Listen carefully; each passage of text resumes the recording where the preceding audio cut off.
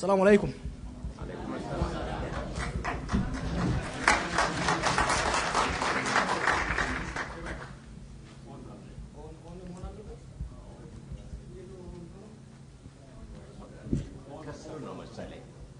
Any technical person?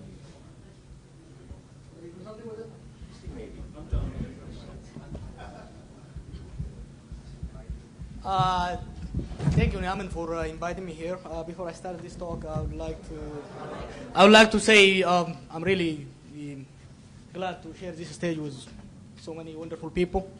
First, with Burhanu Nagga, who has inspired so many people during the 2005 election by bringing idealism as a central cause to fight for, and also who has disappointed so many people like me by departing from the field. I'm also honored to be on this stage with Aragai Baril, a real fighter, a man of truth, a man of courage, who has said hell to you and stood with truth. And also with the speaker, I don't know you, but I'm really happy with your presentation.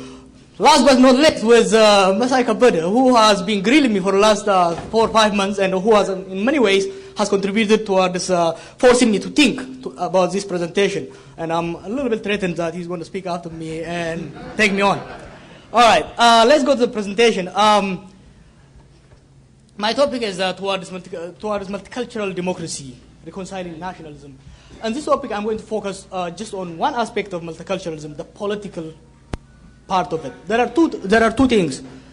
And so ziga mato khali azau la ndi je helmi rorat lal chilo yani nam talin zagallo na talin and officially yagar kun yadde ku ya chu na je wata mi rorata.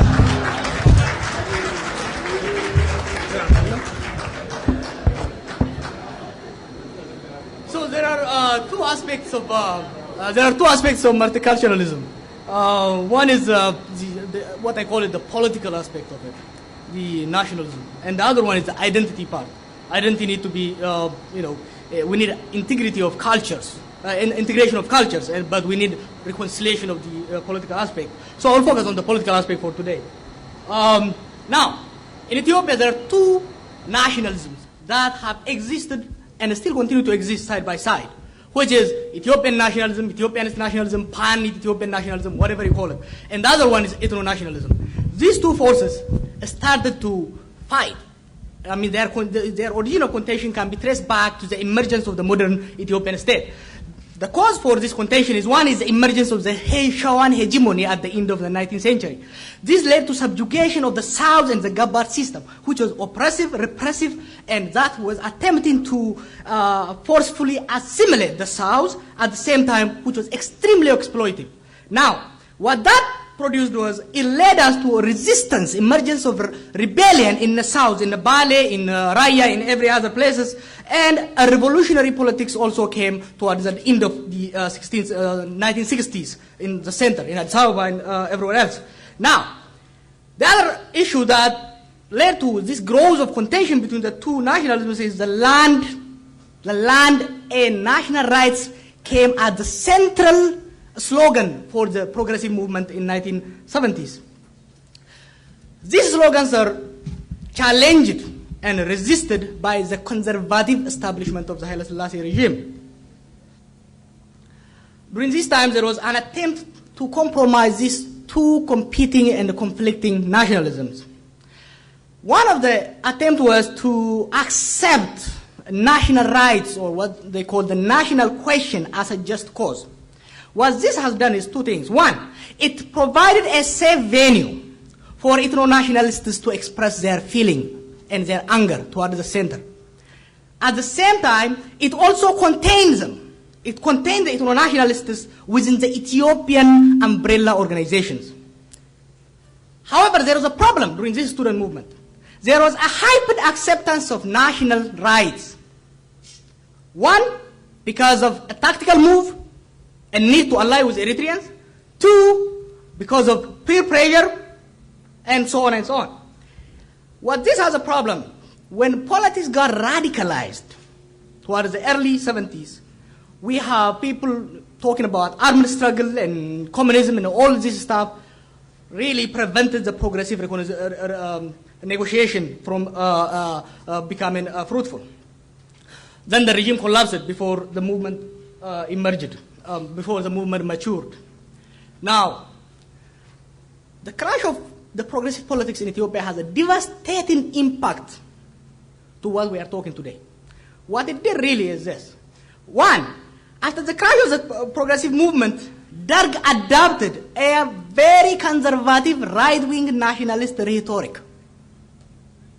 Why? Number one, the Somali war and the resurgence of Ethiopian nationalism that was beaten down by the student movements. This provided the Derg a political capital. Therefore, it didn't need to ally itself, or it didn't need to keep the alliance with the progressive forces. No longer communism and the land for teller and all these slogans were important. You can just say Ethiopia took them and you are on the right track. Second, the opposition made a tactical decision to ally themselves with Eritreans, separatist Eritreans. What Mengistu only needed to do at that time was to say, what? These people are going to split the country. These people are mercenaries who are going to split the country. And the nation was so scared. They said, dude, go ahead. Now, Derg, by adopting this very violent Ethiopian nationalist, it was also a very violent and repressive regime. The ordinary people, especially in areas I grew up, never understood the difference between Ethiopian national, Ethiopian take them and then let me kill you was the same in that area. This was very important for a lot of people. It was very important for ethno-nationalist movements. What it did was this. They could simply say, hey, you are being repressed by the name of Ethiopia. You got to fight Ethiopia. They intensified a very effective anti-Amhara and anti-Ethiopian campaign. And finally, they defeated Derg. Now, when Derg was defeated, I was a little young. When Derg was defeated, was it a fall of a repressive regime or was it a defeat of Ethiopian nationalism? I think ethno-nationalists took it to say that Ethiopian nationalism is dead and we have defeated it, we are going to bury it. Then this led to the hegemony of the ethno-nationalism. The ethno-nationalism that took power in 1991 had a very interesting dynamic. They defeated Derg and they continue to attempt to dismantle Ethiopian nationalism. Ethiopian nationalism went underground. The ethno-nationalism has this transforming role. They are dominating the center. They are running the country. They continue to talk this peripheral rhetoric. They continue to talk about this Ethiopia that's oppressing people, but they are still in power. So we had this void of state ideology. Mallas Zenawi is in power and talking about golden people of Tigray, but he's running Ethiopia. This has a very serious consequence. You cannot run a house and still talk for the Gwada. It was very important at that stage. Now, this consequence has one. It led to failure of the government. No value judgment. It led to failure of the government to advance collective interest. Nobody cared about C2 access. You are running a country and you are cutting the C2 access, and it's going to bite you back because the economy will be badly affected. Your power will be in question. So they let the Eritrean situation go messy. Ethnicization of everything. Even the national military, okay, I have no problem with regions and everything else. Even the national military, the postal service, everything became such an ethnic enclave. And still they are in power and they are saying, hey, if you push us any further, we will dismantle the country. They continued their obsessive anti-Amhara nationalism or anti-Amhara rhetoric. This led to another problem for Ethiopia. Amhara self-defense. Amhara is under attack. Amhara self-defense came to overlap with Ethiopian nationalism. Ma'ad and all these organizations were having Ethiopian flag in one hand and talking Amhara in the other hand. This justifies the long-standing claim of the ethno-nationalism. And it was a major devastation to Ethiopian nationalism.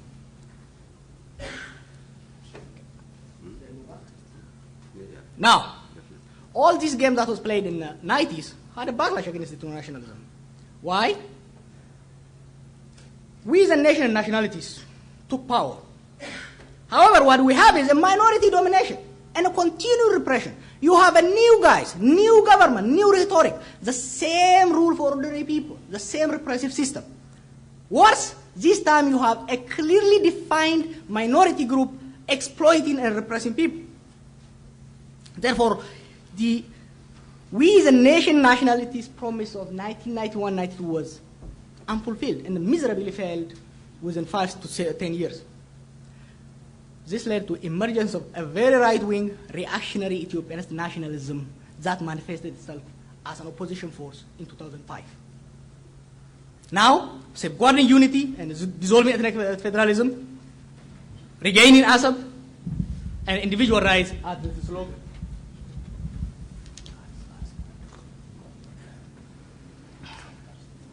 Now, the post-2005 understanding or maybe misreading the 2000 election. Was it a voting for change? Were people voting for change? Or was it a referendum on ethnic federalism? I think the right-wing group took it as a referendum on ethnic federalism. People are rejected ethnic politics, ethno-nationalism has failed. The same mistake the ethno-nationalists made in 1991. Mind you, the same mistake, just 15 years later. Some voted for change. Some voted for, again, no doubt. During this time, there are people who wanted to do away with ethnic federalism. There are also people who are just fed up with Malala Zenawi. So it has to be understood from that point of view. This election was also a warning to ethno-nationalists that hegemony is no longer safe. They can no longer be the only game in town. Ethiopian nationalism is silent and hiding, but not dead. It's going to wait time, it's going to come up. So it showed them that. This election was also brought a backlash within a very short period of time against reactionary forces. The post-election alliance of ethno-nationalist elites. Let me repeat. The post-election realliance of ethno-nationalist elites with Malala Zenawi is a clear example. Opidio has more educated people today than ever before in its history. Why? Because the Oromo elites feared that Haile Selassie is coming back. Now, the status quo. Now the status quo found itself in a very murky situation. One, they saw that Ethiopian nationalism coming up. So what do? They adopted this Ethiopian rhetoric. There is Flag Day where you are forced to have the flag, to buy it actually. You buy for $10. You have rhetoric of national sovereignty and talking about Eritrea and talking about Somalia. You have reclaiming 300 years. Malala Zenawi was saying Ethiopia has 100 years. And just 15 years down the road, he's saying, no, we have 3,000 years ago, years of history. The only problem is that, the first millennium was great, the second was dark, and now we are starting the new one. And the very secessionist parties that took power in Ethiopia is waging a very anti-secessionist rhetoric against Ogaden. This all Ethiopianism is, at the same time, when they have intensified, this is weird, when they have intensified Tigrayan supremacy. In last 40 years, it is scary. I was in Addis Ababa just a couple of weeks ago. It is scary what they are doing. At the same time, they are talking about Ethiopia. The future. I think progressive politics is the way forward. Neither of the two nationalisms can sustain hegemony. We have seen this. But each have a significant supporter and a proponent. I disagree with my friends here. Ethno-nationalism has a significant support. Ethiopian nationalism has a significant support, and they will continue to be. They have to negotiate and reconcile.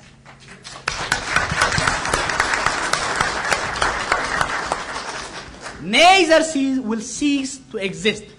And actually, they are very important. From my standpoint, they are very important. Ethno-nationalism will help us to deal with historic disparities. And it will also help us to preserve cultural identities. Oromo nationalism is the greatest thing that happened to Ethiopia. It recreated and preserved Oromo identity, which will help us to usher a very important democratic value in Ethiopia. Okay? At the same time, this is not the end of the game. Ethiopian nationalism will help us to safeguard the existence of the state and will help us to advance the collective interest of the nation. Therefore, multinational democracy requires a negotiated consensus between these two.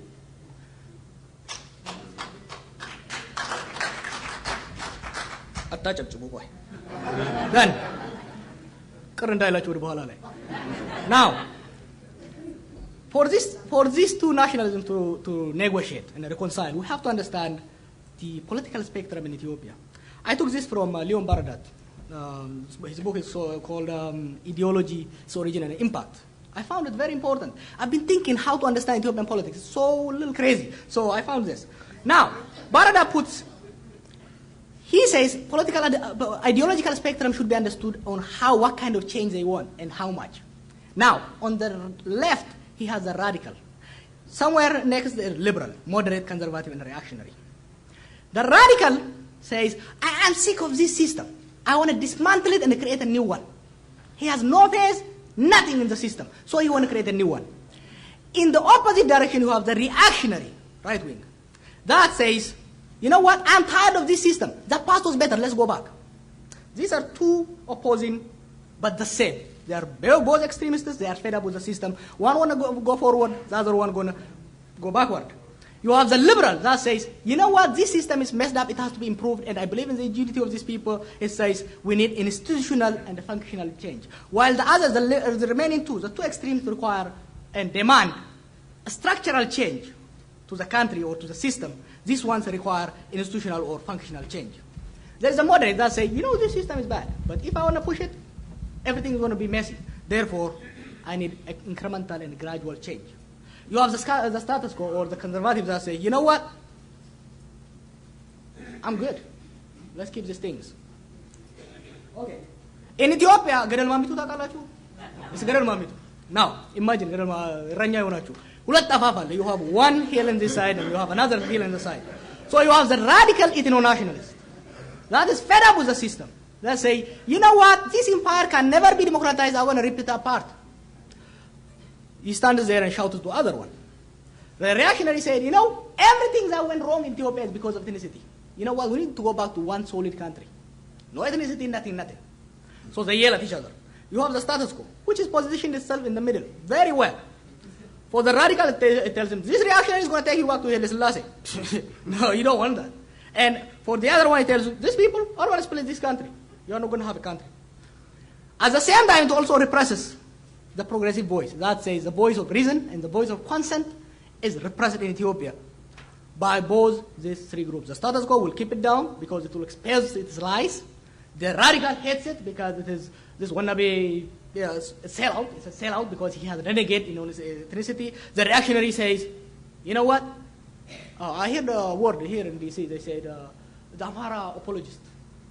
So the progressive says the Amhara apologist or the Oromo sellout. Now, therefore, Ethiopia is become a hostage of radical and reactionary politicians. Each has a very small base. Two ideologue, highly committed, and effectively organized. You will be surprised. The radical ethno-nationalist and the reactionary right-wing Ethiopianists are very, very effective and they're very vocal. They hear each other. There was this guy who told me, okay? They hear each other. So for an Oromo, the Amhara is just the radical reactionary. The voice of reason doesn't exist. The same for the other one. Their shared characteristics is this: fear and insecurity. The radical uses fear of internal domination. The reactionary nationalist uses fear of disintegration of the country to maintain its base. Each promises, aspires, and preaches elimination of the other. The radical says, you know what? These chauvinists will disappear, we'll beat them up. And the reactionary says, these Zaranyoj, will eliminate them. Each envisions, takes this not very seriously, each envisions a unilateral solution for this complicated problem and hopes to have a monolithic power in Ethiopia. Now, challenges and opportunities of progressive politics in Ethiopia. One, the subdued and submissive intellectual. That has become, I was going to use a bad word, that has become really just a slave for radical and extreme, highly organized groups. You have a populist and opportunist leadership. As I said, because two groups are very efficient and resourceful, the leadership always goes begging them and aspiring them instead of challenging their position. They are not willing to take risk because these people are vicious, they will insult you, they will attack you, so they are scared. The leadership say, you know what, you're right. You'll be surprised. The majority of the Oromo leaders don't believe in secessionism, but they are after. They will submit to the radical position. And the majority of the Ethiopia's leadership don't believe in dismantlement of ethnic federalism. Neither do they believe in the end of ethnic politics. But they say end of ethnic politics with reactionaries. This is wrong in my view. Violence as a most preferred method has been taken. We are tired of it in 40 years. In these 40 years, it really prevented compromise politics. It made it useless. As opportunity, what I see is growing rejection of radical and reactionary politics. In a society, trust me, I go everywhere. In a society, if I go there and bash up, even among the Oromo, if I bash Amara continuously, people are fed up. The same with the Ethiopian group. Emergence of a materialistic group. My generation really doesn't care much about ideology. We really just care. Really. People are fed up. The younger people really care about efficiency. Hey, you promised democracy, show me the money. You know? Oh, you promised me liberty or independence? Show me the money. If you don't show the money, extremists can't show the money because they are very small. That is a hope. And last, we have a changing world. The world we live in is not the Cold War world. It's a world where nonviolent struggle has a lot of proponents and supporters. 1 minute. Dr. Brown is shorter than me. He lived longer than me. Okay? He takes twice. I'm younger, and I have a lot to live, and taller than him too. So I need more time, people.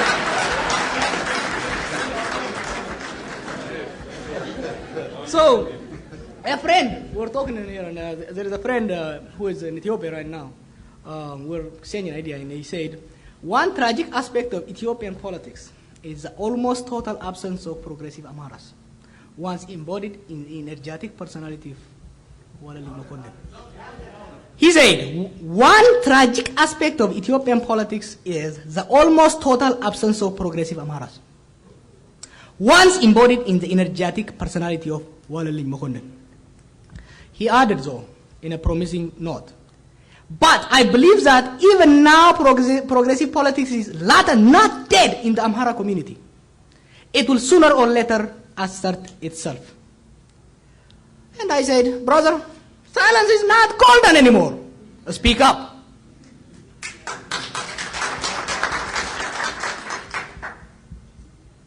Well, I say I join my friend for this group. I join and say, another tragic aspect of Ethiopian politics is the continued refusal of the progressive Oromo nationalist to step up and assert his ownership of Ethiopia and play a constructive role to build an inclusive democracy and a strong and just home for all of us.